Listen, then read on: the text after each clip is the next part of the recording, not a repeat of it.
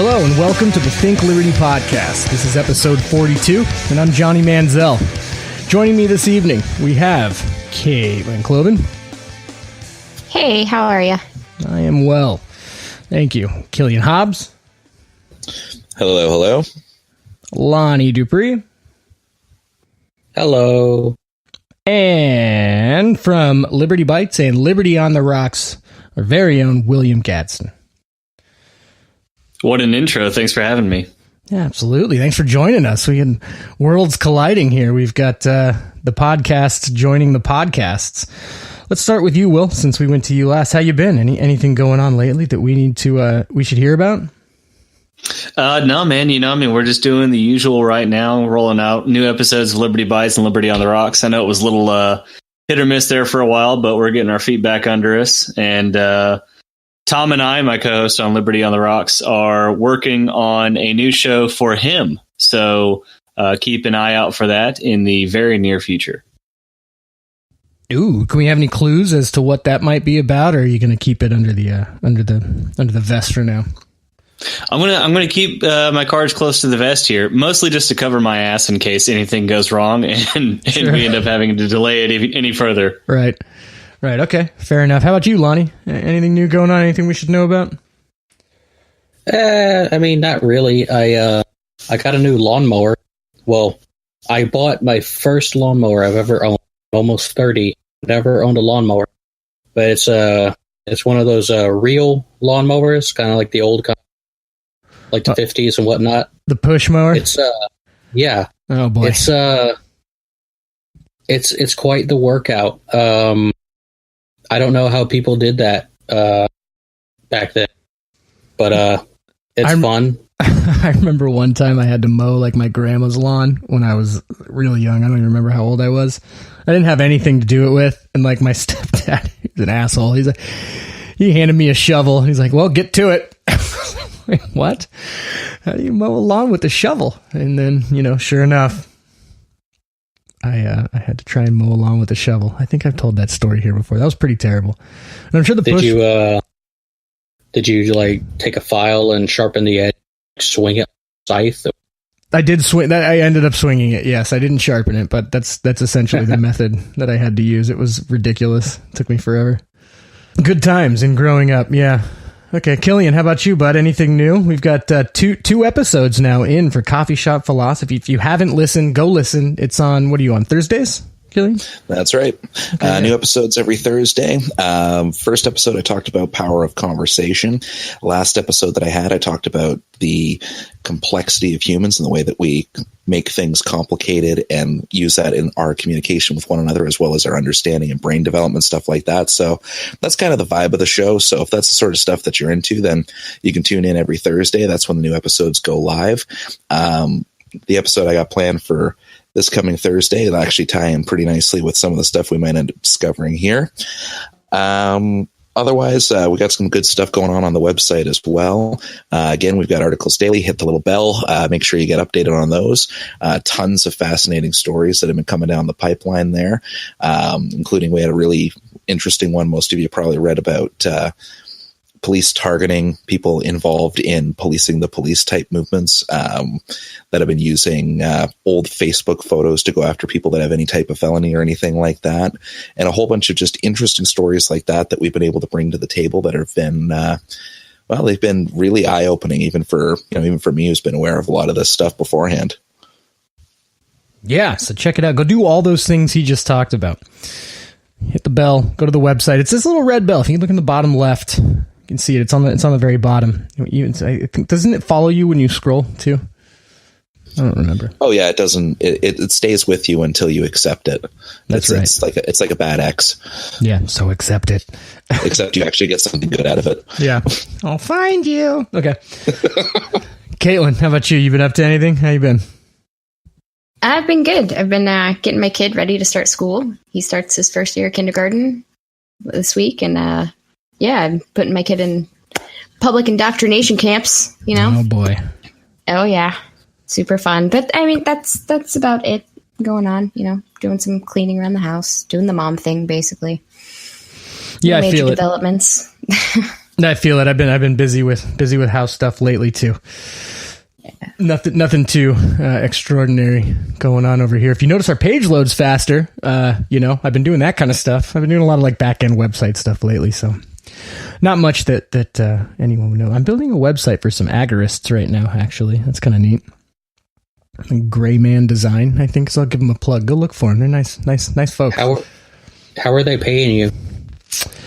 Probably in Are they US. paying you in crack? No, probably in USD, but they did offer to pay me in crypto. So they were true to their, the philosophy there. They did. It was on the table. It's just, for me right now, a little more convenient to have fiat. Okay. At any rate, so we've got everyone's little spiel there out of the way. I just want to remind everybody that the Think Liberty podcast is a part of the Think Liberty Podcast Network. You can now find us on a lot more other platforms than you used to be able to find us on. So we're still pending on wow, that was a fucking doozy. iHeartRadio, but we will be there soon. So we submitted it. It's just like a 2-week approval process. So we're waiting on that. We are on Spotify. We should now be in the Google Android store. We're still in iTunes, Stitcher, Overcast, all that crap. But go find us, favorite it, subscribe. We've got, I think, a full week now of podcast uploads. On Monday, we have Liberty Bites. On Tuesday, we have this one, the Think Liberty podcast. On Wednesday, we've got Amagi with Dylan, Lawrence Moore, and Nima. And Thursday, we've got Killian. And Friday, every other Friday, we've got Liberty on the Rocks with William and Thomas. So for this episode, we're going to cover everyone's favorite topic, and that is rights, natural rights, more specifically. And we've been going at it all day and for a couple of days before. I feel like any time this gets brought up in our circle, it's just kind of a contentious topic. So we're just gonna hit it. And let's see here. I went and got a breakdown here. So is anyone familiar? Anyone here familiar with like the philosophy that goes on behind natural rights at all? Like anything past like the Rothbard stuff? Are we talking like Hobbes? Yep. And we can go, even further back there as well. But yeah, like Hobbes. How do you say his name? Like Aquinas, Thomas Aquinas. How do you say that?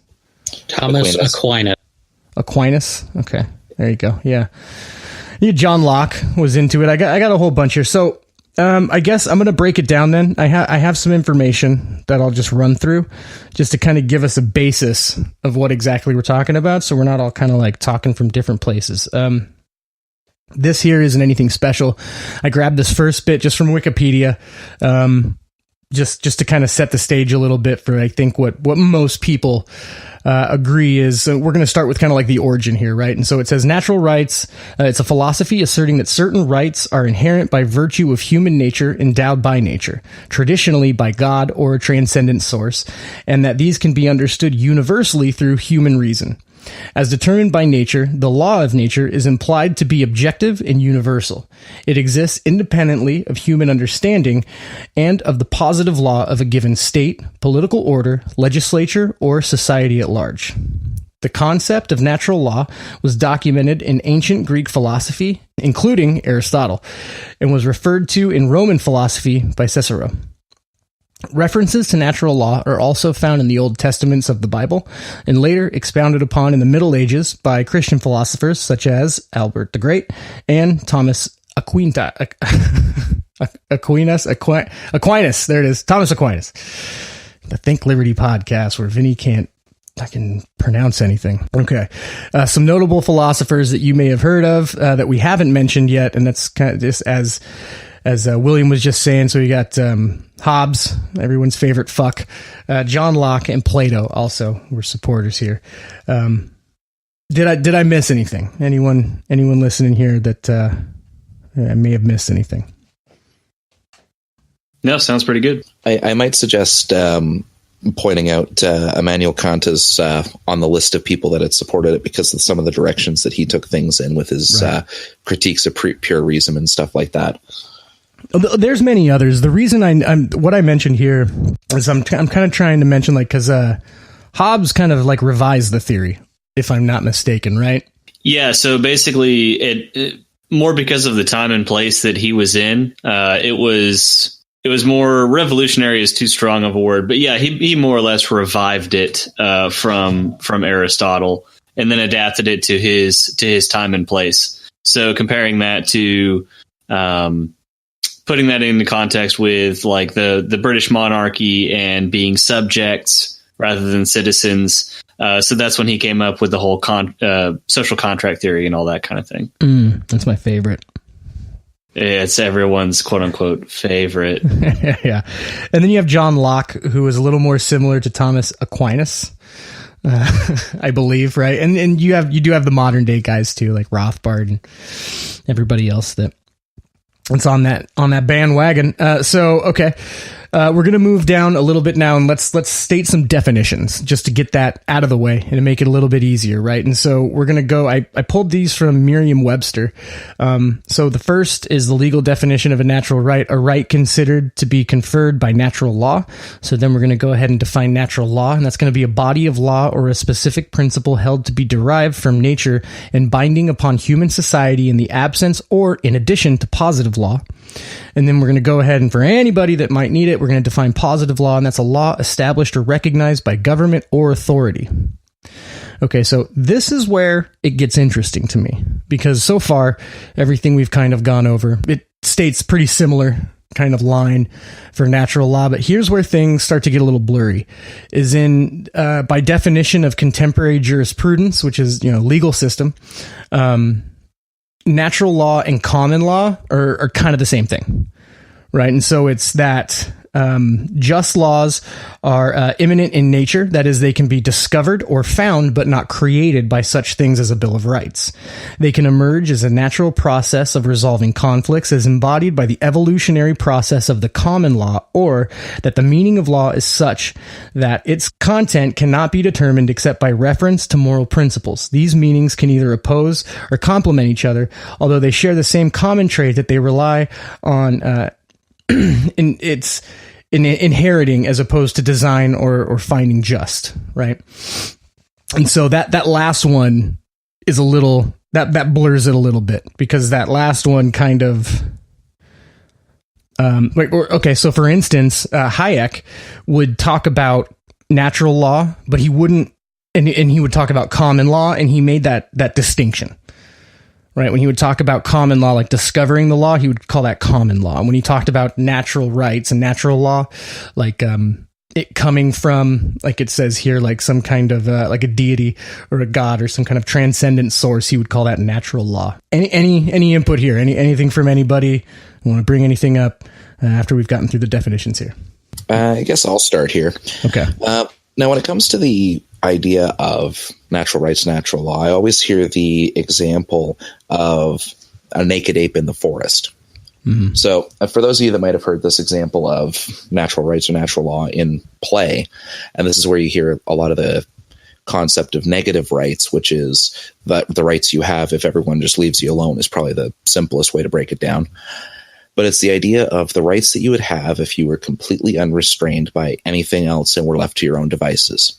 So you have the right to say whatever you want, because if you're some guy standing alone in the forest, then yeah, you can say whatever that you want. If you have the right to travel, you have the right to, you have the right to fend for yourself, the right to defend yourself against the wild, the right to set up a territory. All those types of ideas are what are usually inferred by natural law when you take the philosophy further. What I find interesting with arguments on natural law is that the main three natural laws are life, liberty, and property. Those are the three main focal points that most natural laws or most forms of natural rights or theories of rights stem from. There's those three core ideologies. What I find very interesting when we're looking at this is that those are the three core principles, but there's no way of definitively deciding how far those rights go. So, for example, you might have a right to life, but let's say you need a organ in order to survive. Someone else has it, but removing that organ is going to kill them. Well, in that case, you'd be violating their right to life under natural rights. So whose rights end up being more important at that point? There's a lot of, because of the almost arbitrary, in the sense, the kind of arbitrary background that natural rights have, we don't end up with definitive answers to these things. They all, any type of issue where rights collide or where, the issues of people collide, we end up with a lot of scenarios where it basically just becomes stretched out trolley problems. Yeah. Yep. It certainly can. So I'll classify that as your position on the matter, and then let's start, and let's get everyone else's opinion there. So Caitlin, why don't you weigh in on natural rights? Natural rights, they're saying that they're inherent, that they transcend, government and everything else, that you have these rights no matter where you're born, no matter where you come from. I don't buy it, because you're born in, let's say, communist China, and they try to kill you for speaking out against the government. And you'd be like, oh, well, I have a natural right to life and liberty and property and all. Well, I don't care. No, you don't. You live in communist China. It's all about social constructs and where you live. And natural rights don't equal ability or tendencies. Like, yes, you're born and you have the ability to speak. You have the proclivity to do all these things. That doesn't mean you have a right. I believe rights are granted, and they stem from normative ethical standards, basically. So they come from your society and how your society has evolved over generations and generations. So, and if you believe you have a right, or you should have a right to life, liberty, and property, and you don't currently, like, the only thing you can do is push for social change. And much like you see now in the US with like gun rights and stuff, that people are pushing to have our gun rights revoked. And when that happens, we can't be like, oh, well, we have a right to bear arms. Well, not if they take it away. We don't anymore. So I don't buy into natural rights. I do think that they're good ideas. Like, they're very good ideals to like push towards. And I think it's the best way to set up a society with, rights to life, liberty, property, and however you want to interpret that. I think that's great, but it's not some thing that you're just born with and nobody can violate that. Okay. Yep. Lonie, how about you, buddy? I think I'm more along the lines of natural rights, where I kind of see them. But I do understand a bit of what Caitlin's saying. However, it then the problem with that is there has been instances where people did not have rights at all, like in America, even in one that was set up for, allegedly life, liberty, and property. But right, except for slaves. Right, except for slaves. Right. And, well, to be honest, is that just some sort of like, oh, well, they just don't have rights, so whatever. That's their problem, I guess. I don't, this is society. I don't see that. I'm more along the lines of natural rights. I don't think that they're endowed by a creator or anything. I just think that as humans, we're all given, not really like given, but we all possess the same, rights. You have to fight for them. If you're born, somewhere, well, you still have that right. Society may say that you don't, but, well, society can be wrong. So I think I agree more along the lines of natural rights, but I'm open to other interpretations. I do understand that rights do evolve over time. through society, but I do think that there is some that you just have upon birth. Sure. Okay. That's fair. All right. It's a bit of a mix. Yeah, that's fine. There's nothing wrong with that. Okay, let's move on to William. How about you? Your position on natural rights? So, basically, okay, so it's a two-part answer for me. To set it up, basically, my thoughts on it are that when, especially in the context of the Founding Fathers, when they're writing it, endowed by our Creator, all of this sort of thing. So they're talking about, of course, at the time, Christianity was the predominant religion over all of Western civilization at the time. And so they were basing it in something that was accepted by almost everyone in their civilization as far as, okay, where does authority come from? So they're endowed by our Creator because we were made in His image. So because of that, we have these rights set aside for us that the rest of creation doesn't necessarily enjoy. Even some of the Founding Fathers that were humanists or outright atheists, they still used the exact same language because of the weight that it carried for the public or for the people. Now, all of that being said, I do believe that we have these certain rights that do exist for us because, whether you're someone who is a Christian or other religion or not, we recognize that there's something different about humanity. There's something different about human beings. Something sacred, if you will. So because of that, we do have certain rights that we should enjoy. Now, I don't think the idea of whether or not we have rights is predicated on whether or not we live in a society that allows us to exercise those rights. I think that's a totally separate thing. But on the other hand, as we have progressed as a society, especially in the West, we have recognized that having those rights is beneficial for everyone. So I think they exist. We are just sort of uncovering them as we go, if you will, kind of discovering them as different societies and civilizations. But at the same time, that's purely on a philosophical level. I mean, we all know that pragmatically, if we were in, the Thunderdome or, the deserts of Australia after a giant apocalypse, then we don't actually, as the others said, we can't exercise those rights unless we use force to defend them. So I get the pragmatic argument as well, but I think philosophically they do exist. It's just up to us to make sure that they exist for us and others and defend them accordingly. Okay, great. So we have opinions here that span the board. I'll give my 2 cents here. I tend to agree pretty much with Caitlin's position here.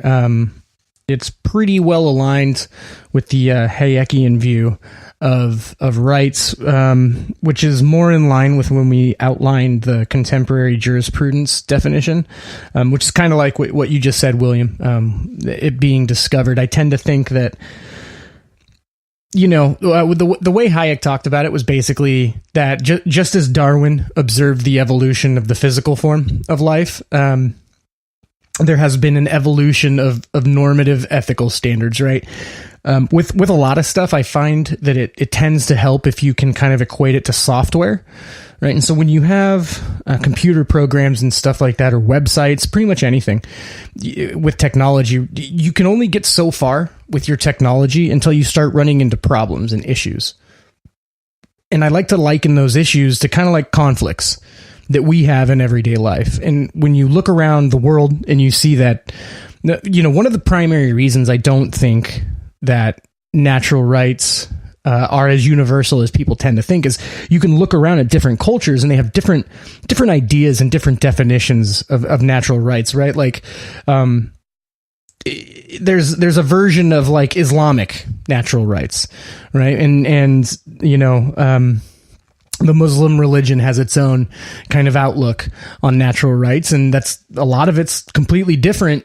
Kind of, it's strange. It's almost kind of like the difference between like the ANCOMs and the ANCAPs in when you can justify violence, but while still adhering to the NAP.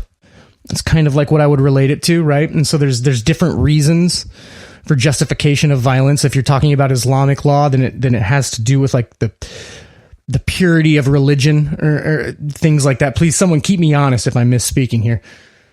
But it is different in that sense. So when I look at these things, it tells me, okay, there is no one natural standard, because it's going to completely depend on which community that you come from. And then I'll bring it back to the software thing, right? And so there's certain issues, there's certain conflicts that we have as societies and civilizations. And then you just, until you figure that out, you can't move forward, right? It's just like building a website. If you get stuck and there's a piece of broken code, you're not going to be able to get any further with your work unless you fix that code, right? Unless you solve that problem. If you have a certain portion of your website that's working and it's keeping another portion of the website from working, you either have to fix that bug and figure out a way to make them both work, or you got to figure out which one to turn off so the other one can work. You got to figure out which one's more valuable, right? And I tend to think that rights exist for that kind of same reason, right? As civilizations and societies progress, they run into issues and they run into conflicts, and you have to find ways to solve them. And you can look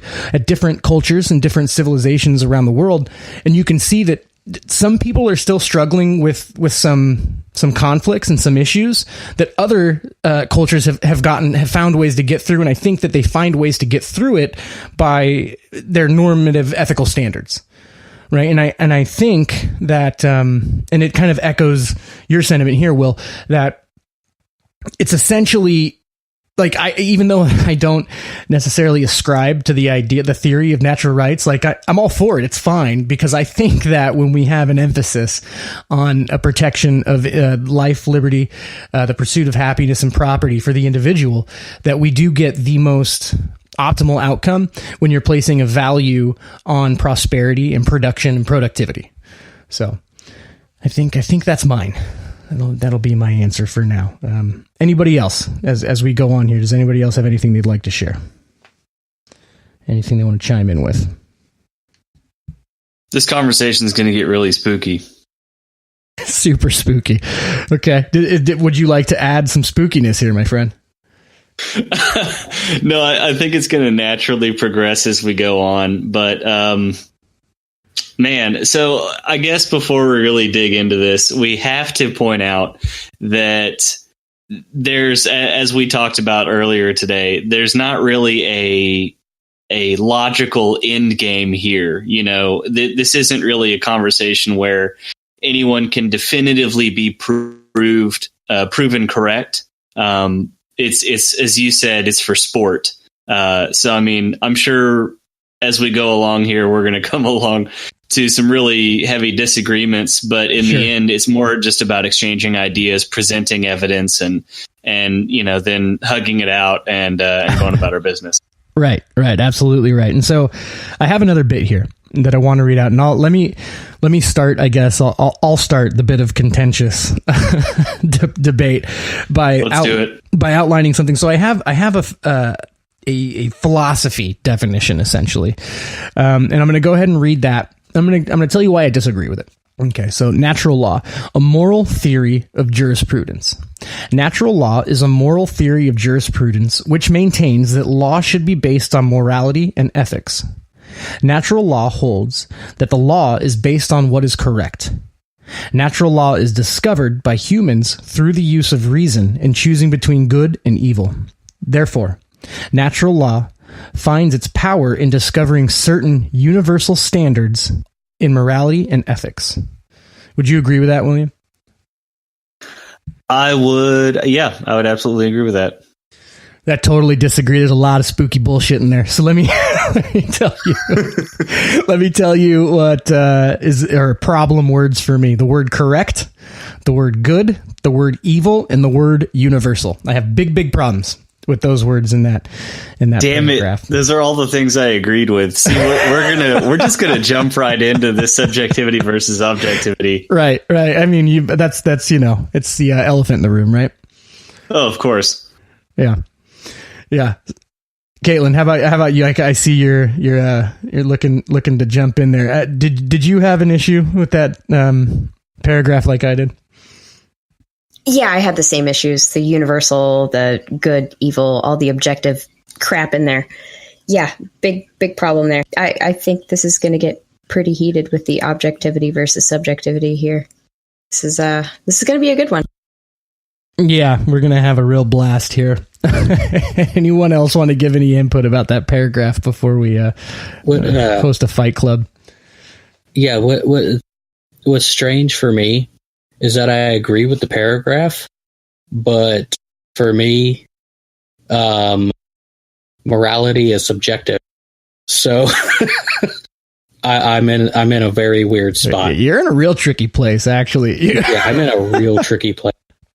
So yeah, I'm going to be very interested to see how this whole. Yeah, it should be interesting. Killian, how about you, man? I think that paragraph can be very dangerous. I'm hearing that, and I'm hearing some of that terminology that's getting thrown around, and that sounds pretty much like a justification for anything that could possibly be positive to a person's life automatically being considered a right. Like that paragraph right there just basically says that if we're looking for things that are good, well, making sure that, everyone gets health care could be considered good. So poof, that's now a natural right according to that system. Right. That's right. That's a problem as far as I'm concerned, especially because it runs counter to some of the other beliefs that are held by followers of natural rights and natural law. Okay. So we've heard everyone's 2 cents here. William, why don't you give us some commentary, buddy? Okay, so Killian, addressed to your previous comment here. I totally understand where you're going with that, because I think we can all agree that history shows us that without reasonable restrictions on whoever is doling out whatever it is, whether it's a resource, a good, a service, whatever the case may be, and because of that, without those sorts of regulations, anyone and everyone is going to claim that they have a right to this, a right to that. We see that happening right now, with, I have a right to free healthcare, or I have a right to free education, this and that. Right. I think the gun one's fun too. You have a right to bear arms, and it's like, my kids have a right to not die. It's like the argument was never about that. Sorry. And then we get into the whole 1/3 of 1% of gun deaths or right, even involving ARs. Anyway, right. Point is, okay, so the point being, if we are going to introduce that conversation, so if we as a society, I'm going to pull a page out of Rousseau's book here. So if society has progressed to this point, we've moved past trying to use violence to make our points here. So we formed a civilization, and we're trying to hammer out philosophy and laws and all of these different things. That is when something like the Constitution would come in and say, here are your rights. These are negative rights, and they are negative rights because you do not have the right to someone else's labor or goods or services or whatever the case may be. So what came to my mind as you were talking, Killian, is the 9th Amendment in the Constitution. So you being a communist from the North, I don't expect you to know which one that is. But basically, the means, eh? This is already getting dirty. All right. So I'll remember that. I'll remember that, William. I love you. So the 9th Amendment says that no other, I'm paraphrasing heavily here, but basically it says that no other amendment can counteract or overturn, circumvent any other amendment in the Constitution. So in the same way, if you're going to hammer out who has what rights and why, I think it's a very, very key point that needs to be put in there in some way, whether it be a document, a law, what have you, that there are only negative rights that you have. Positive rights are not a thing because, again, you do not have the right to someone else's labor. So, I mean, everything being what it is, if you're kind of making it up or writing it as you go along, I think that would be something that could be put in there that would easily get around people claiming this, that, or the other. Okay. So basically what you're saying is it's going to be, it has to be a good combination. Yeah, absolutely. Okay. All right, Killian, would you like to comment on any of that? Well, just one part with that. You made reference to the Constitution there. So if we're talking, natural law is going to be based on, natural rights is based on natural law, which is based on observations of the natural. So one of my key issues with natural rights and the philosophy of it is the fact that you can't claim that something carries weight when its sources are continuously arbitrary. So my question to you, William, here would be, where exactly are these rights coming from? Because we said it was coming from a creator, but we also said it was coming from things we observed in nature. Now we're saying it's coming from a piece of paper. So if all of these different sources could be the source of these rights, then how does that make any one of them valid? Or is it supposed to be like a combination of some stuff some bureaucrats wrote in one section of the world defined what the rights of all humans on Earth are only about 300 years ago, versus observations from nature from Plato in the year 500 BC? If we're having all these different sources for natural rights, but we're all calling it natural rights, then why would not the will of the people be one of those sources?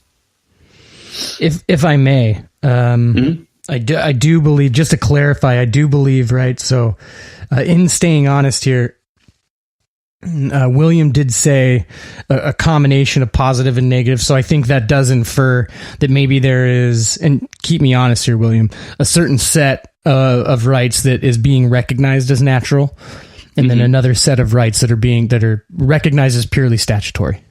Yeah, I would exactly.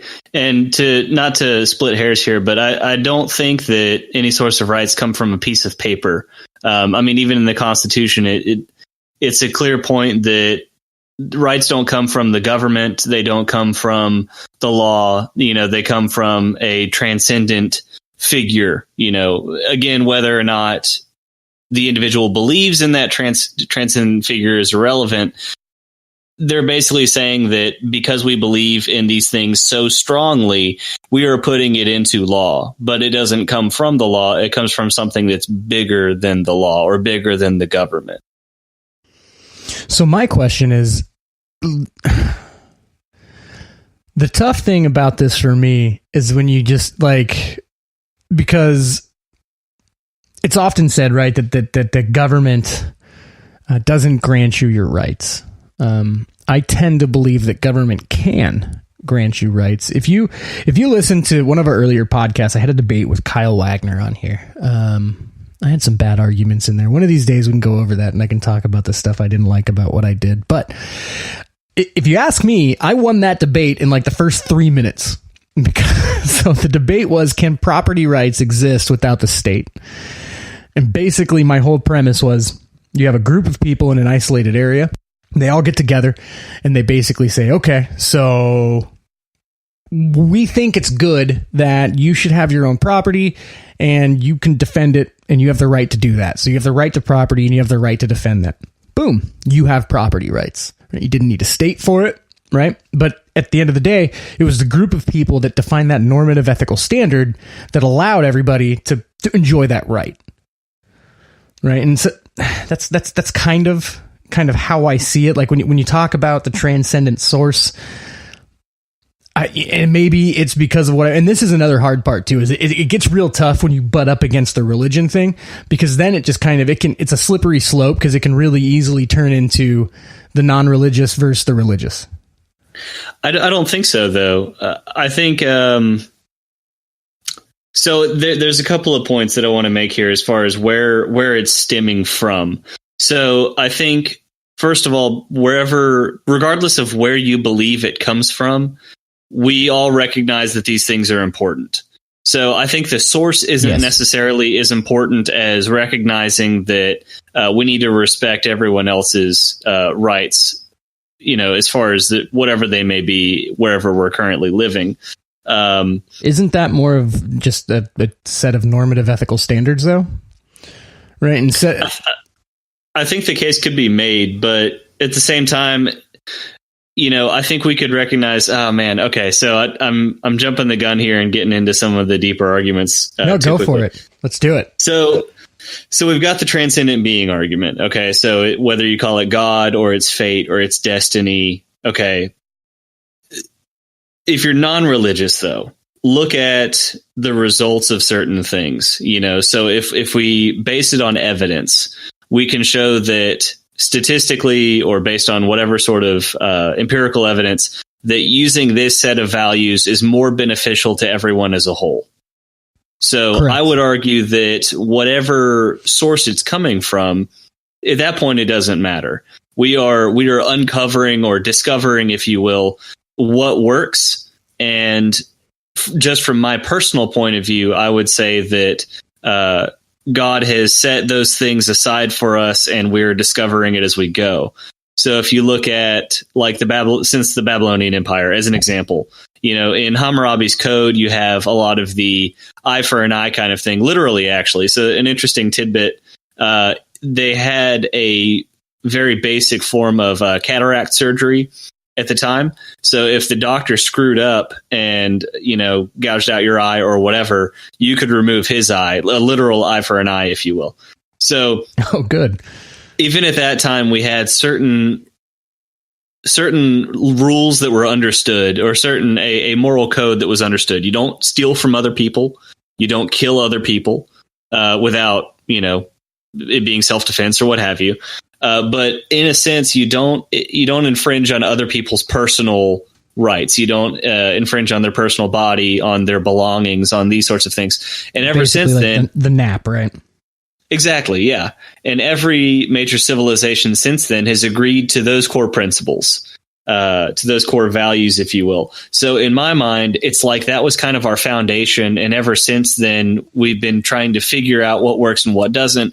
And as we go, we're cementing those things. So even as you said, and as I believe Hayek talks about in The Road to Serfdom, he talks about how we have all of these different cultures around the world that are developing at different rates. But as they go along, they're figuring out the same things. They're figuring out what works as they go. So we can kind of use that as a basis for the idea that all of these different values are being discovered as culture and society develops. Okay. So, a lot of what you're saying there, I can totally pick up what you're putting down. The tough thing, I said this earlier, when I outlined that last definition, when it blurs it a little bit, is because I do believe in the whole discovery of law. And if we're going to say that natural law is essentially what we also refer to as common law, if that's the definition that's being set for the conversation, then I'd probably have to cede that I ascribe to that definition. Right. But the problem is, and I think this is why Hayek separated it when he talked about common law and natural law separately, intentionally. Because, so let's peel the onion back a little more. So you've got philosophies on the left and the right, and these are anarchist philosophies. Now, obviously, when you're talking about an anarchist philosophy, you kind of need natural rights, right? At least I can understand why it's there. Very prevalent in anarchist philosophies, right? So if you're talking about Kropotkin, if you're talking about Murray Rothbard, right? You're talking bottom left and bottom right there. And both of these sides ascribe to a version of natural rights. And so here is where I have trouble. Like I was talking about earlier, the difference between the ANCAP and the ANCOM is you have essentially the belief in natural rights, right? So I believe, and anyone listening, if I get this wrong, please let me know. I don't claim to know everything, but I believe, right, that on its face, the ANCOM version of this and the ANCAP version of this are going to look the same, right? But the different normative ethical standards that are held by a different community, one that would be held by an anarcho-communist community or one that would be held by an ANCAP community, are going to lead to different justifications of force than the other, right? And this completely, in my opinion, turns it into a subjective situation. It's no longer objective, right? And so now when you start talking about things like correct, good, evil, and universal, to me, that all gets totally turned on its head. Because now you've got different sides that are justifying force and violence for different reasons. And to justify violence, right, you have to accept that you are going to violate another individual's rights. Right? The ANCAP would say you encroach on my property without being welcomed, right? If you trespass, I have the right to exercise defensive force. Right? And then the anarcho-communist position is going to be different. You've seen this from Antifa, right? This is the whole punch a Nazi thing, right? It's justified because, yada, yada. We've all heard this. So this is kind of where I'm at with it. And again, you talk about like Sharia law, right? Their version, like I said, Islamic natural law is a thing. Just to be quick, I'll go over the definition of that real quick, right? And so the antagonism between human beings can only be overcome through a divine law, which is believed to have been sent through the prophets. This is also a position of the Ash'ari school. This is the largest school of Sunni theology. There's another Averroes, it's tough words here, in these treaties, Justice and Jihad, and it's commentary on Plato's Republic. Okay, it writes that the human mind can know of the unlawfulness of killing and stealing, and thus the five man, this is tough. Not too good at pronouncing these, or higher interests of the Islamic Sharia, or to protect religion, life, property, offspring, and reason. And there's going to be different things that they would justify as protecting that religion, right? Stuff like that. What comments do you have on that? Anybody that would like to chime in here? I think it's a difference of application, right? So, more than that, it's a difference of regulation. So, as we've seen in multiple iterations, whether it be the Taliban or ISIS or whatever, in a lot of ways, that exact same sort of law can be twisted and say, well, this doesn't apply to non-believers, so we can, tax them or we can enslave them or whatever. Basically, they take what sounds to be a good thing and then they twist it and say, well, yeah, but we're going to choose who it applies to and who it doesn't. In the same way that the Constitution didn't originally recognize all citizens of the United States. It was only white male landowners. But the difference being, as we've progressed as a country, just in a couple hundred years and some change, we have added more and more people to that. Whereas in the case of Islam, for the most part, that has not happened in thousands of years.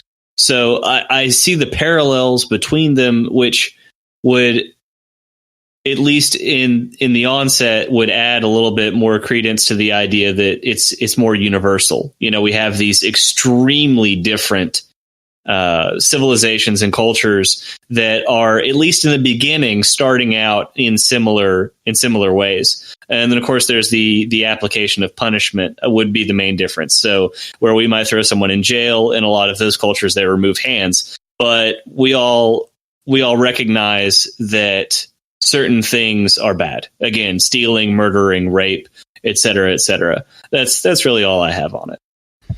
I definitely would agree as far as the matter of subjectivity versus objectivity. I tend to think that morals are definitely absolutely subjective, but there are some things at this point in time, as far as societies across the globe, that seem to have all decided to agree that they think are about as close to objective as you're going to get, just like you just mentioned there, William. Killian, how about you? Anything?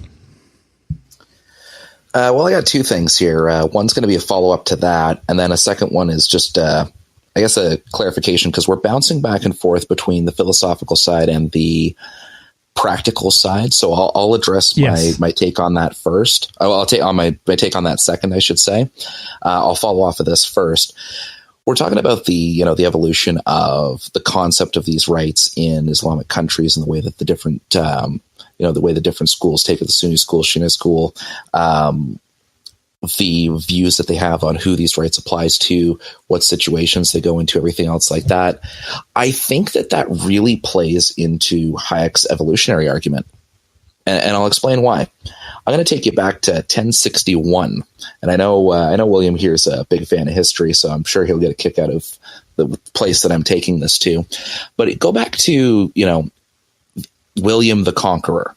I mean, most people who made it through grade 10 English, I'm not sure about in the States, but I know up here at least, most people that made it through there heard about William the Conqueror, the way that the basically French Vikings came up and took over, the Normans took over Britain, and it was their conquering that eventually led to Britain being what Britain is, and the terminology of the Anglo-Saxon, because it was the conquered tribes.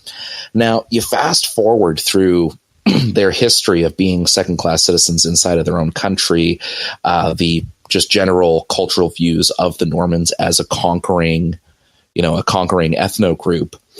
And you can see the baseline right up to the foundation of the Magna Carta, which was basically lower Normans fighting against higher Normans in order to maintain their own levels of control and their own rights inside of society. All of this whole path, this history, this whole direction that they went through, it's what led to the foundation of individualist ethics. So I think that if you didn't have a William the Conqueror situation in, Northeastern Europe, if that didn't take place, you wouldn't see this oppressed group of people, which were the Anglo-Saxons at the time. You wouldn't see this oppressed group of people go through this history and hardship of being second-class citizens on their own land and eventually developing this philosophy where they invert the concept of worth. Because before, the concept of worth was tied to being part of the Norman class, being part of that group of people, being one of those members of society. It's where we get a lot of our ideas on classist divide, on racial divide, comes from that initial struggle of Roman v. Saxon. So it was this sort of struggle, especially if you look at the historical backgrounds of people like Thomas Paine and the like, and where they stood on Reformation and everything else. It was that whole combined history, that social history, that led to England and by proxy large portions of the world, because of how expansive the Commonwealth was, because it was a conquering society that founded the Norman Empire, which was the British Empire. You come to this development of individual rights and the individual being unique and being special and being important and having their own set of divine granted rights. And really, more or less, it was psychological scarring that led to a push for this inversion in order to invalidate their own classification as a secondary citizen in their own lands. That history, that social evolution, is what led to the whole formation of the concept of modern liberty that we have in the West.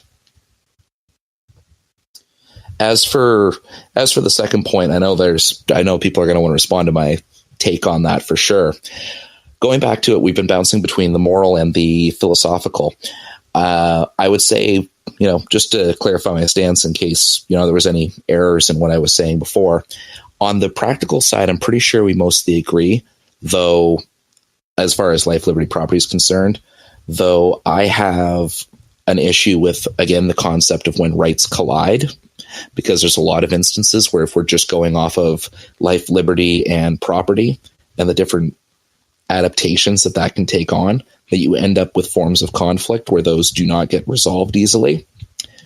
And on the philosophical side, again, if we're all coming to these rights, if we're discovering these rights in different ways, then that means that if you're taking an objectivist stance, which again, I follow subjective morality myself, if you're taking an objective stance, then that means that every culture is going to add their own things in and believe that it's objectively true, which means you again end up with different sourced rights, which, as far as logicking your way through or reasoning your way through the philosophical side, that I think definitely impacts it.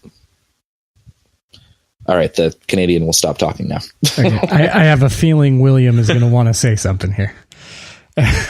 Your feeling is correct. So there's a lot to unpack there, and I appreciate that, the especially the historical aspect of it. So one thing that occurred to me while you were talking about that, Killian, and this is not helping my case at all, but in the interest of intellectual honesty here, I was wondering, is it possible that because of the breadth of the British Empire, is that why we see a commonality of a lot of the values that we have in the West across places that certainly aren't traditionally part of Western civilization or aren't considered as such?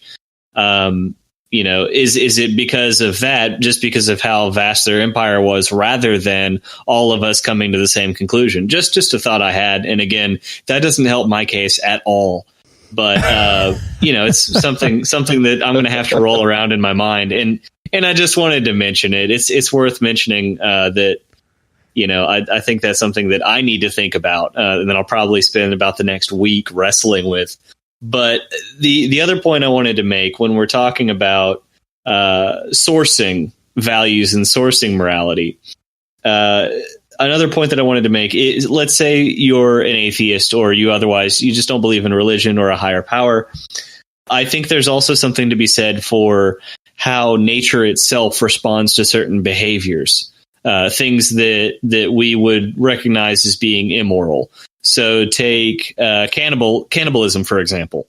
So if you eat enough human meat, there are specific disorders and diseases that you can contract only from cannibalism.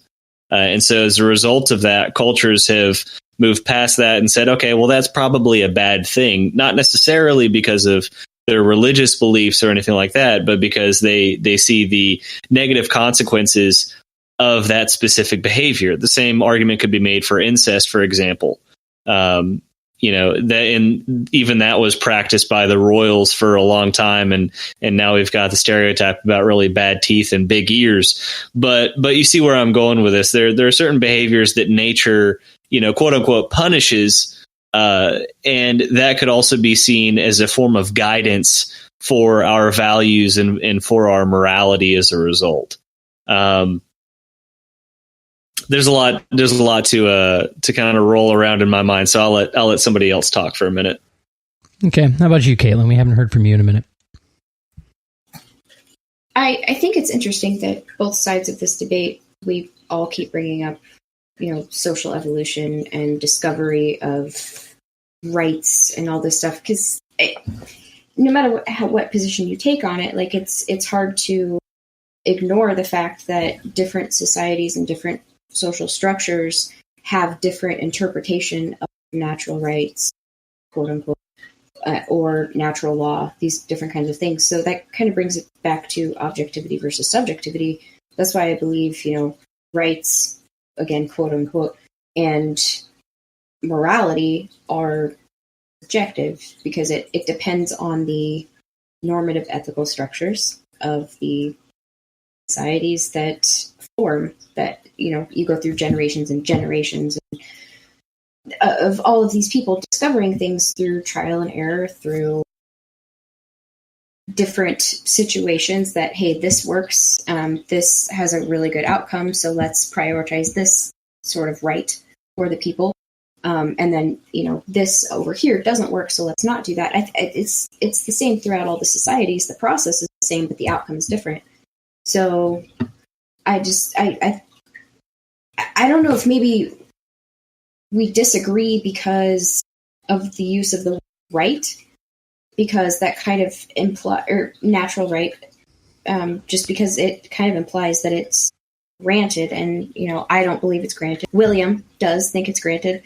Yeah, I think the naming it rights kind of gets in the way of that. So maybe if we called it something else, that would kind of help us all get on the same page, because I don't see them as being granted. others do. I guess it's just the origin that we get tripped up on it. I see it as just observations of what works and what doesn't, and different societies coming up with different ways of being successful. I guess, having the best quality of life for people in that society. Right. Well, and then that going makes sense. No, it does make sense. But then to further solidify your point, what you define as success might not be defined as success by somebody else. Yeah, exactly. Right. Exactly. That kind of goes back to it being subjective. I don't understand. Like, I truly don't understand the point of objectivity when it comes to rights and morality. Like, it's very clear that different societies and different people have different views on what is more right. That's clear as day, even in today's society. You have people across the world who have very different views of morality and what's, acceptable. And they believe they are just as right as we believe we're right. So both of us, both societies say, hey, this is how we have, formed our culture and all of this. And both societies say this, and then they think that they're right. So to me, it's obvious that morality and just very, very subjective. And that doesn't mean that doesn't mean I have to approve of another culture, anything like that. It just means that that the idea itself is subjective. Right. The culture has to approve of itself. Yes. Yeah. So I have a question for I guess for Vinny and or Caitlin. Yeah. So would the right to life be subjective? It is now. But how? Clearly, it's clearly subjective right now. You look at the abortion debate. It wouldn't be a debate if it weren't. Well, no, that's not necessarily what I mean. Well, maybe not. That's why I go straight to abortion. Now, okay, so this is tricky because it could be, right? So like when you talk about like someone just, if you're walking down the street, do you have the right to life? Right? Yeah, absolutely. Right. So in that sense, I'm on board with it. That's like I said earlier when I was talking about it, when there's certain things that seem to be, like I said, spooky words here, but they seem to be as close to universal as we can get, in that most societies or civilizations agree that this is kind of, murder, probably not great, right? That seems to be generally stealing, not the best, right? Those things, at least of a majority across the board, seem to be that way. But when you want to find difficulties, you can go down, get down to the abortion debate, and then you see clearly that what one defines as life or when life is, can be a point of contention. So in my opinion, that clearly shows us that it is not objective. Okay. I think you could go even further than abortion. I mean, you could just take it to, if, a natural right to life that would, apply to everybody if it's universal. What about if that person, kills somebody? Do you have the right to take their life? Because then you're infringing on their natural right to life. You have these debates all over the place. So I think it's absolutely subjective. Lonie. Okay. So maybe I might have picked, because I kind of get that. You see, this is my thought, is that there's subjectivity to morality, but there are certain object truths to morality, if that makes sense. That, well, killing isn't necessarily always wrong, but murder is always. I think like you said, we can all agree. But killing isn't necessarily always wrong. For example, if someone's you and you kill them, well, you were not wrong because your life was threatened, your property, and whatever the case may be. Well, look at it like this, though, right? So what would you... Okay, so I'm sure none of us are completely unaware of the fact that it can tend to happen that homosexuals get thrown off the top of buildings at some places in the world. Would you call that a murder or a killing? By the definition you're kind of trying to lay out here. Yes, I would call. You say that again? Sorry, you cut out a little bit. Oh, I said I would call that. Yeah. Okay, cut out again. One last time. Let's see if we can get it. I would call that a murder. Okay. All right. Okay. Because if you have a natural right to life, then what makes someone's life less valuable than someone else's just because whatever they're gay or whatever the case may be. Now, whenever you're doing something that is actually infringing upon another person's right to life, property, whatever, then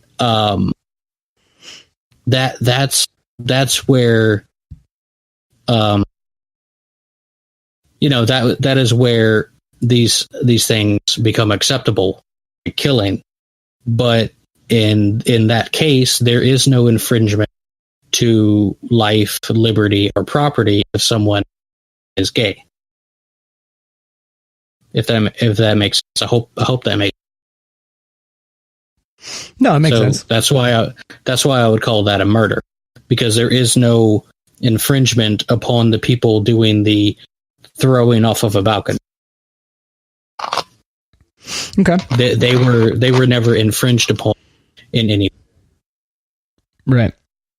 And then, it goes back to, for anyone keeping score at home, like we said, right, that religion is gonna go ahead and doing so is justified by their version of natural rights. Okay, so I'd say we're all capitalists, so we all understand the ideas of private property. Now, is there a subjectivity to property?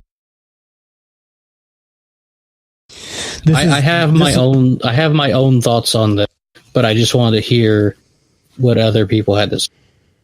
This one's a little tougher because it really gets down to, now you're talking about like nuance and situational details, right? Because spooky stuff.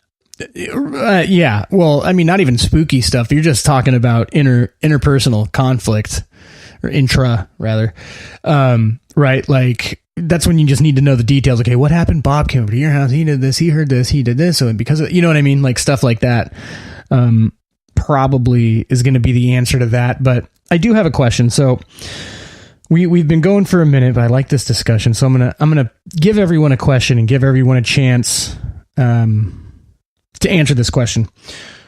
So we've got a question I have. So you take Rothbard, and Rothbard was a big proponent of the NAP, and a lot of people think that the NAP is rock solid, bulletproof, totally fine, all good, nothing to worry about there.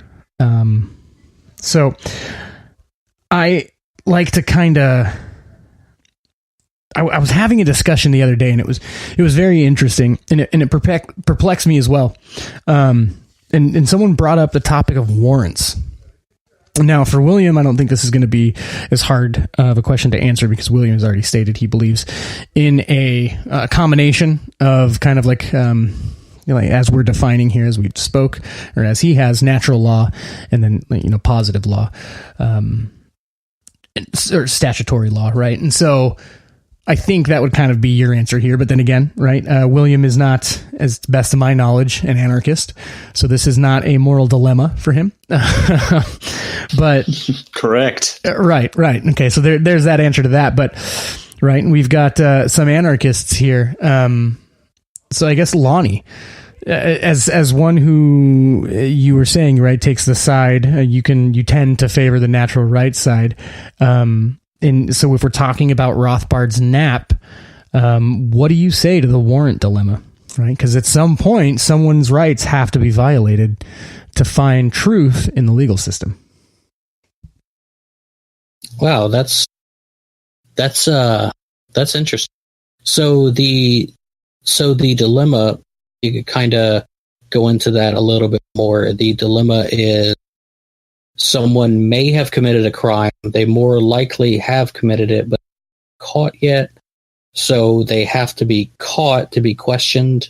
No. Is So that that's the question. No. So that's due process. So here's what's interesting. Now, people talk about due process a lot. There's been a lot of times I've talked about like anarcho-capitalist legal structures, like obviously theoretical, and people get hung up on due process. So just to give the listeners and you a little frame of reference, if you think about it and you frame it, if you put yourself in, for a new Libertyville, as written by Rothbard himself, actually due process is not necessary. Right? Due process is only necessary because there is an entity, a centralized entity, with a monopoly on violence. So due process exists to protect people from that entity legally. Right? So that's our protection from the body that has a monopoly on violence. Okay, without a central authority with a monopoly on violence, due process is just the natural state of things. Right? Okay, so can you explain the warrant dilemma? Okay, just so real quick, that way I fully understand. Yeah, absolutely. So let's say that you're going with this idea, the NAP, right? The non-aggression principle. Basically, no one has any legal justification to violate the rights of another individual, or basically like an innocent individual, right?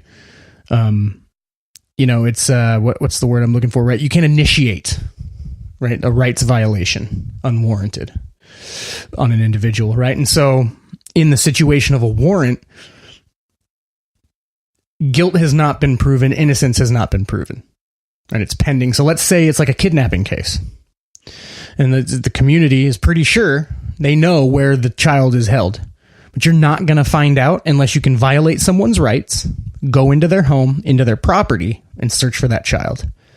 You need a warrant for that. How would you reconcile that? Oh, well, I mean, in that case, then you just kick the door down and go get the child if you know that it's in there. But you don't know. You think, right? You've built a case. You don't know. There's no way to unequivocally know. That's why warrants exist. Well, That's right. It grants you the right to violate someone's property. This is why, like, I don't agree with a lot of, because there's inherent problems with it, such as this one. According to the NAP, let's say in the case of, say, like North Korea, according to the NAP, we should wait on them to nuke Los Angeles before we do anything. I say if you know that they're going to nuke, you stop the nuke. Is that an initiation? Yeah, but we're not going to get nuked. So that's the thing. So with enough potential evidence leading to the idea that the child is more than likely in this place, you have to find out. You have to, because someone's right to life is potentially being infringed upon. It's potentially in danger. So you have to find that. You have to violate the rights of another individual to find that out. Yes. See, there's a lot of people that wouldn't agree with that. And they're wrong. Okay, William, I have a feeling you want to pitch in here. Let's hear what you got. Dude, so okay, so I'm wrestling with this, man, because it's a tough one. It is a tough one. So I'm falling back on my highest level of training here, which is unfortunately Hobbes.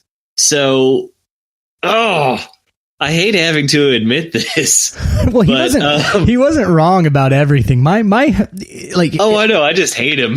Oh, I know. Well, it's because of how he viewed the nature of man. That's the biggest issue. Is like the fact that you're all a bunch of fucking plebeian losers. Like no one, you're all useless without a fucking state. It's like, God, get out of here. So basically, I think he was right when he was talking about if you join a society, then you will give up some of your natural rights. Now, obviously, he went way too far in Leviathan. You know, when he basically says, "Yeah, you have to give up everything except for you can't be forced to sacrifice yourself." And there was one other one anyway. So, but besides that, I think he had a point that if you are going to join any sort of society, there will be a certain level of sacrifice involved when it comes to your natural rights. Is a very slight tangent. I was recently at a bar talking with a good buddy of mine about Hoppianism or Hopp's ideas. And so we were talking about covenant communities. And he was saying that it's not a tenable idea because no one is going to find a community that's an absolute perfect fit for them, for what they believe are inherent values and all of these different things. And I was saying this is why there's a connection here. Basically, my point to him was that, well, no one's going to find a society that's absolutely perfect for them as an individual.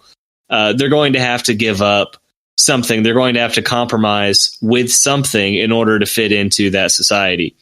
So I think in the same way, if you're going to be a part of this society, and it almost physically pains me to say this out loud, but if you're going to be a part of a society, then there's the understanding. Damn it, Caitlin. There's the understanding. For anyone, now I got to break the wall here. Yeah, for anyone listening, Caitlin just wrote in our podcast chat, LOL, William goes to bars and talks about Hop and Covenant communities. Nerd. You know what? I'll own that. It's true. But that's fun, man. Take it. Wear it as a badge of honor. Great. Yeah. But yeah, so I mean, if you're going to be involved in this society or in this community, if you will, there's the understanding that you will have to sacrifice certain rights. But that doesn't make that right any less natural or any less legitimate. It's just something that you have to give up in order to partake in everything else that society has to offer. Well, and from your point of view, if I were arguing from the minarchist position, I would just say that you go ahead and you try to make utilitarian cases to make sure that the violations of rights to individuals is kept to a minimum as much as possible. Absolutely. Through your functions of positive law. Your constitution, whatever it is, right, that you have for that society. But that's what I would say if I were from the minarchist position. Yeah, 100%. I had a very simplistic answer, but yeah, it's basically in the scenario you have a community of people, they all live close to each other. I mean, there would still be this idea of towns and cities, and even if there's very, very loose government or no centralized government. So yeah, I think there would be some basic, hey, yeah, if like some kid's missing and we need to find them, we may kick your door down looking for them. So just letting you know. Are you okay with that? Next time? I guess. I really like living here. There's a Whole Foods and, I mean... It's a slippery slope. Yeah. So, but, William, next time you're at the bar talking about Hop, an interesting one for me there is what happens when the community gets a part of it that needs to be physically removed, so to speak, right? So what happens when a child is born gay? Does the child have to be physically removed? according to Hoppe, homosexuals have to be physically removed. Right? Hoppe argues that the homosexuals have it's a high time preference. I think that was his argument. Right? They don't have children, so. Well, yeah. Let me clarify that. His argument. Correct. I don't. Yeah, I want to clarify now that we're getting into that. I don't personally prescribe to almost any of the details of his philosophy. I think it's an interesting philosophy on the larger points, but as far as the, I don't think he said undesirables. What did he say? Degenerates. I don't follow any of that kind of stuff. I don't. Yeah, I mean, he packs a ton of personal preference. I just wanted to give that one to you the next time you're having a discussion about covenant communities. It's an interesting question. Yeah, next time I go up to a stranger at a bar and ask him if he wants to talk about anarcho-capitalism. Right. Right. I mean, what do you do? Right. What do you do when someone's born and they turn out to be something that's against the community? It's their birthright. Mm-hmm. So what happens there? I think I would rather be robbed in a bar, like someone slipped something in my drink and rob me, take my wallet, then argue about come up to me, then come up to me. Hey, would you like to talk about anarcho-capitalism? Yo, I keep work at work. Have you talked just hand him his wallet. Hand him your wallet. Just take it, man. Just take it. Do you have 10 minutes to discuss our Lord and Savior Murray Rothbard?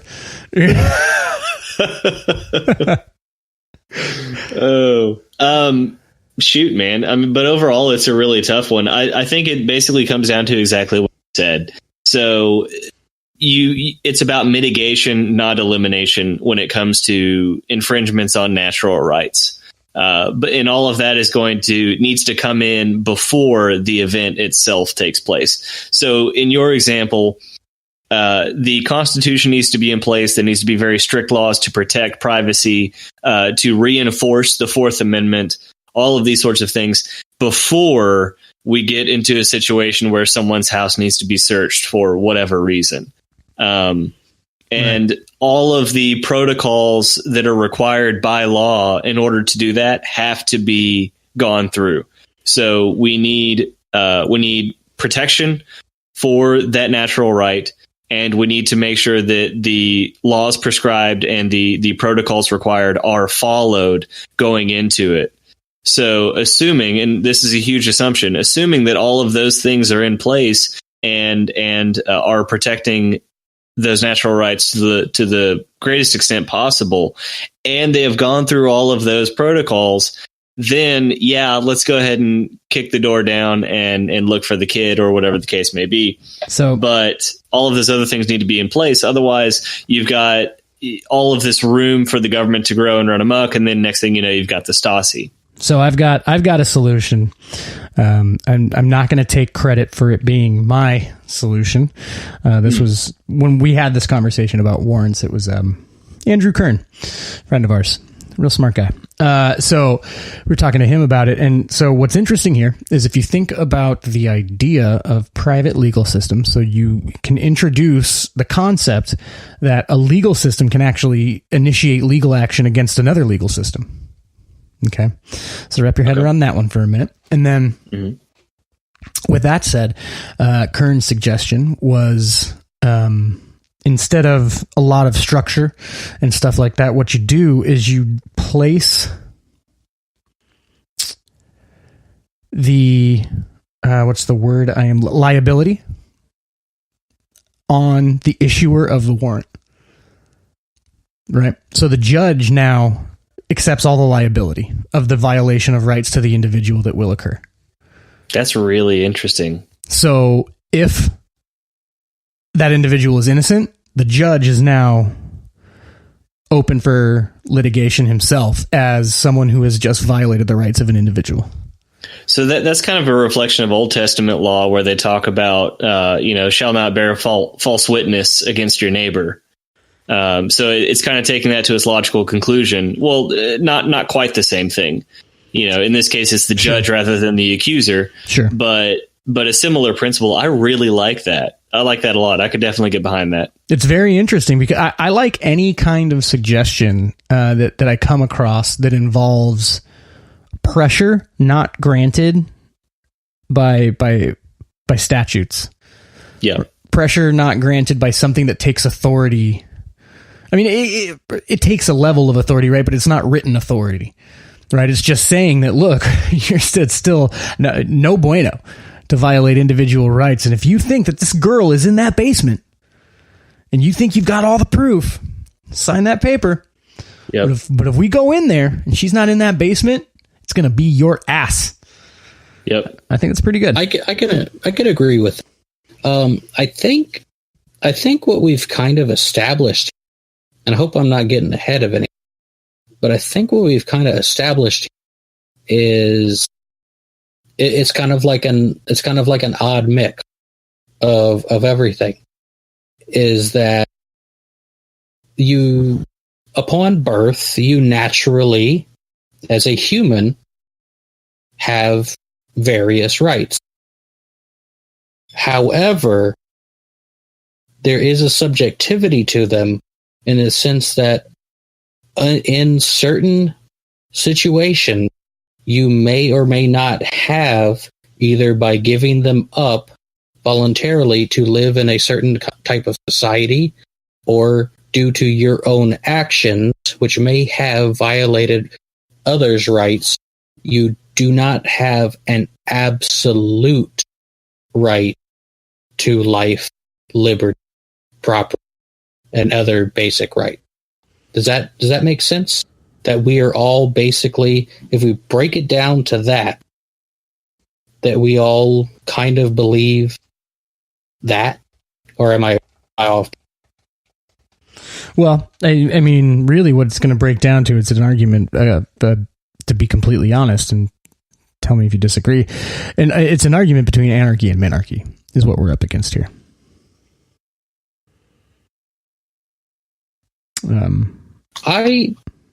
I suppose, but I think that even in anarchy, well, it also breaks down to how you define it. Yeah, even in quote anarchy, I and of course other people's ideas of anarchy and minarchy are different, but in my idea of anarchy is a lack of centralized government, but there more than likely still be townships that have small, almost government, where basically it's everyone's input that's like, hey, yeah, we're not going to do this. Oh, well, I have a right. Well, yeah, no, you don't. Move if you don't like it. I do think that those kind of things will happen. I kind of had this thought, and then I stumbled upon someone else talking about them. The idea of like these, almost like these privatized cities of sort, where those would have laws, and you are choosing to go live in. There's no centralized America, Russia, whatever the case may be. Now, you may still call that landmass America, Canada, but there's no massive one-size-fits-all type of government. There would still be small, whether you want to call them covenant communities, that sounds stupid and religious, but there would be small homeowners association type thing. I think you get what I'm saying. Yeah, well, people call that minarchy, I suppose. Well, it almost call that minarchy. It all depends, right? It all depends. For me, the thing that makes it decentralized is, like I said, that the legal bodies can take action against other legal bodies. Killian, you mentioned something that you wanted to talk about, the warrant topic. We haven't heard you weigh in, so let's get your input there. And I think that after that, William had something else to say. So let's take Killian's comment, and then we'll get William's comment. And if we have to do any feedback after that, we'll do that. But let's aim toward wrapping this up here a little bit. Go ahead, Killian. Sure. So when it comes to the warrant problem, we've been looking at it through the lens of natural rights, right? That's kind of been the focus of it. Now, my take on it is when we're talking about, we're talking about the NAP, which I think one of the biggest misconceptions with the NAP is that people assume that it's a law unto itself. It's not. It's a principle. It's a guideline. It's a, this is, you should do it this way. It's better to be this way, not an absolute moral law in the truest sense. It's just a set of principles that say, hey, maybe you shouldn't go around attacking people for no reason whatsoever, or for whatever blank reasons you give yourself. So I think that's one of the important ones to note with. The next one we talk about, if quote unquote Libertyville, like Rothbard and a couple of the other ones laid out for anarcho-capitalist like covenant communities. If we're taking into consideration that they're going to follow these, they're going to have these legal systems, everything else, well, I think that more or less just kind of feeds into another example of natural rights not really holding up. You see, when we have these covenant communities, the entire basis of rights, at least as far as the practical side is concerned, which is to say the enforceable side is concerned, or the defendable side, it's based entirely on what that community decides. So it's not necessarily like an authority saying, hey, if you're going to come over here, you got to sign this paperwork that says that we can screw with you in these ways. But rather, the group of people get together and they say, this is what we're going to have. This is how we're going to operate our society. This is what we consider acceptable, not acceptable, in which case the warrant problem falls to the side. Because if the community is accepted that we're going to have a warranting system where people can, like, the enforcement of the community can break into someone's house to find out if someone's been kidnapped and is hanging in the basement there, then that's what they've accepted. That's what they've agreed to. That's what they've signed off on as their rights for that community.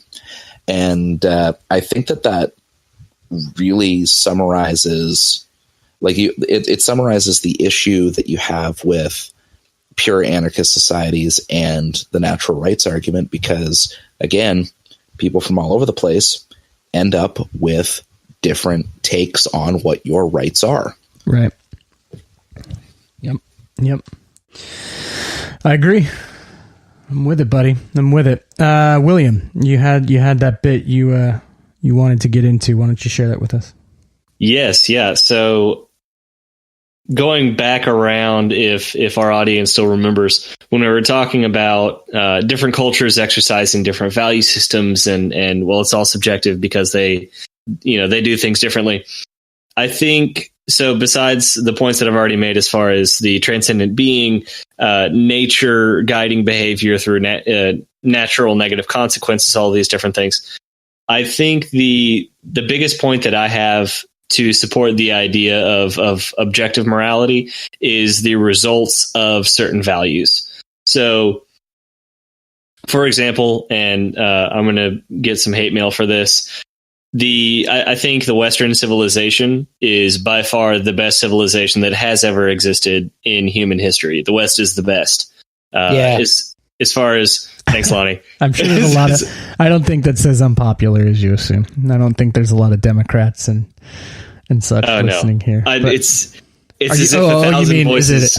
Is it a dog whistle? Right. Are you dog whistling right now? It's obviously a racist dog whistle. Right. Because I am just such a Nazi. So to clarify, I'm not talking about ethnicity, right, or moral structures. Exactly, moral structure. The moral structure that has guided Western civilization has led to a massive growth and advancement across the board as far as philosophy, with the Greeks and the Enlightenment period specifically, with the advancement of technology and medicine, science, economics. All of these different things have blended together and folded into one another to create the objectively greatest civilization in human history. And not only that, but we have spread all of those good things across all of humanity around the world. So we haven't even kept whether it they for liked ourselves. it, whether they wanted it or not. Whether they wanted it or not. But I mean, we've got our civilization that has landed on the moon. Well, one country in particular that has landed on the moon. And then we have some civilizations that still haven't invented the wheel. It is an objective fact that we are the superior civilization. And I think that is a direct result of our moral code. So this going back to the whole evidence base for there being objective morality, objective moral code. Well, that I would like to interject a moment and say that please. It all depends on what you quantify as a success. Okay. Right? Because I agree with you as far as what you're saying about, okay, look at like you can, I agree with you in the sense that you can make an empirical case that it is the most prosperous civilization that the world has figured out to, sustain itself. That is saying, I wasn't there in ancient Egypt. Maybe they were working with alien tools and they just smoked us. Right? Who knows? But as far as what we can observe empirically, it does seem to be the case that statement is true. That said, there's plenty of people right now that are talking about the fact that capitalism is a scourge to the planet. Right? So those people would disagree with your sentiment, I think. And I think that's the most important thing to point out there. And I would like to say I liken it to what I was saying before I bring it back to like when I was talking about technology. Right. And it's, people figure out certain ways to solve conflicts, solve problems. And after you do that, you can get to the next level. Right. And it's not until then. And if you can't figure out how to get to that next level, you're going to be stuck right where you were when that problem first happened. You know what I'm saying? That's why we can look all over the globe and you see that there are civilizations that are not as caught up as others. As far as being a civilization goes, right? And I think that's what it is. And I think that, even though I'm not specifically a religious person, I will give credit where credit is due, in that religion definitely does seem to have bestowed a set of morals, a moral code that has a lot more baked into it for productive problem solving than a lot of other cultures do. Or I'm sorry, Western religion rather. Right. Yeah, I was tracking with you.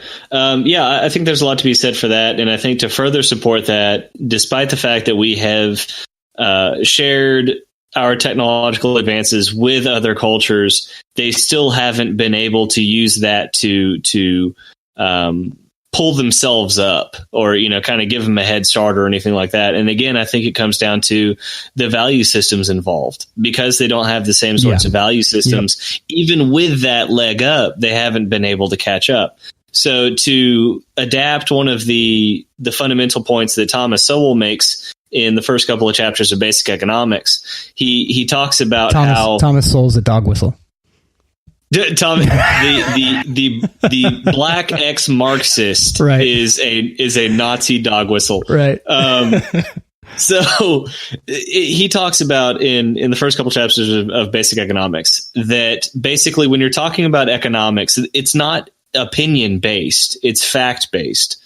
So when you bring up the point that other people would say, well, capitalism is a scourge against humanity, he would say that, well, that's not an opinion.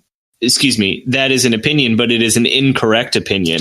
It is objective fact that capitalism has brought about, again, more advancement, a net betterment to society, greater than any other economic system in history. He would say that is the same as 2 + 2 = 4. That is an objective fact. They're both objective facts. So moving from economics and applying that to a cultural sense, or even a religion-based values sense, I would say that objectively we can show that whether you believe in it personally or not, as you said, it has brought these things about. And so based on that, I would say that some civilizations are not only better than others, but there is a moral code that is objectively better than others.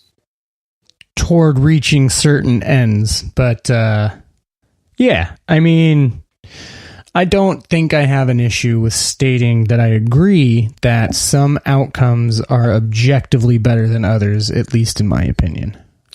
Right. And I mean, I understand the argument against that. I mean, you could say that, well, Pol Pot, had a totally separate set of values, but, I guess Pol Pot might be an extreme example. Let's say, look at Marx. Marx is, capitalism is antithetical to every single thing that is to come of transcendent man, right? At late stage, when Marxism is fully kicking, right? The means have been seized.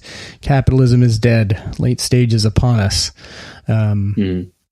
Capitalism is completely antithetical to that, right? And so there are arguments. Maybe that's another podcast episode here. We'll have you on again and we can go over subjective and objective morality. But I do agree with you certainly as far as, in my opinion, I think I do agree that the outcome of what has come of the structure that we, as in the citizens of the United States government, have seems to be objectively better than it is most other places. Right. And so to tie it back in, this is going to be a sloppy segue, but, I think because the idea of natural rights and the idea of morality is inseparable, I would say that because I believe that certain cultures or certain value systems are objectively better, that also makes natural rights objectively a thing, objectively true.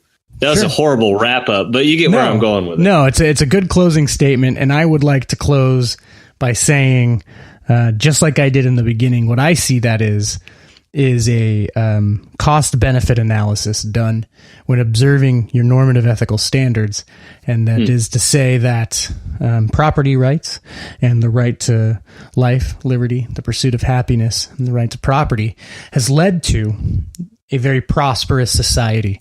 And so that is a great argument that should be the prevailing normative ethical standards. Right? So my position isn't much different than yours. It's just stated a bit differently, I guess.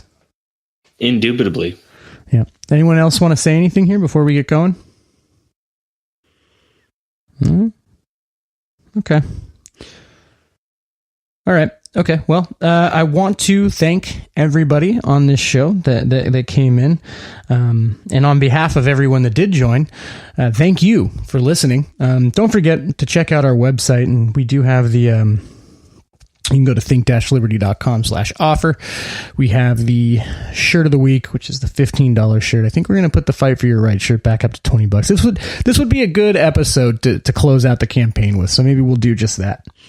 And I'll throw something else up, and we can get back to writing articles about other nonsense. Okay. Well, thanks again for listening, and whether or not you like it, we'll probably be back again.